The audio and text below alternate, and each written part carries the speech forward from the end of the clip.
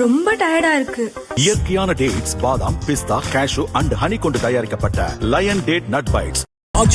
எந்த சமையலும் ருசி தேடும் ரகசியம். 20 ரூபாய். நம் நாட்டின் மீது தொடர்ந்து பயங்கரவாதத்தை ஏவி வரும் பாகிஸ்தான் அவ்வப்போது நேரடி மறைமுக தாக்குதல்களையும் நடத்தி வருகிறது. பகல்காமில் பாகிஸ்தான் ஆதரவு பயங்கரவாதிகள் நடத்திய தாக்குதலுக்கு பதிலடியாக இந்தியா ஆபரேஷன் சிந்தூர் நடவடிக்கை மேற்கொண்டது. இதனால் கொதிப்படைந்த பாகிஸ்தான் நம் நாட்டின் மீது ராணுவ நடவடிக்கை மேற்கொண்டது. அப்போது இருதரப்பு விமானப்படைகள் நேரடி தாக்குதலில் ஈடுபட்டன.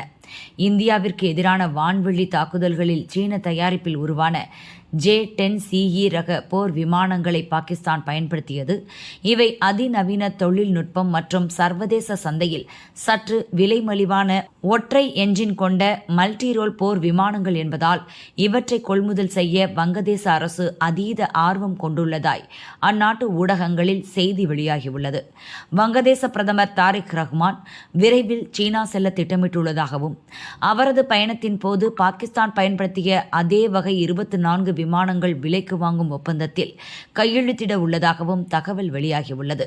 அதேபோல் பாகிஸ்தானிடமிருந்து JF-17 தண்டர் பிளாக் போர் விமானங்களை வாங்கவும் வங்கதேச அரசு ஆலோசித்து வருகிறது. ஏற்கனவே சீன தயாரிப்பு போர் விமானங்களை நம் அண்டை நாடான பாகிஸ்தான் பயன்படுத்தி வரும் நிலையில் தற்போது மற்றொரு அண்டை நாடான வங்கதேசத்திலும் சீன தயாரிப்பு விமானங்கள் களம் இறங்க உள்ளன.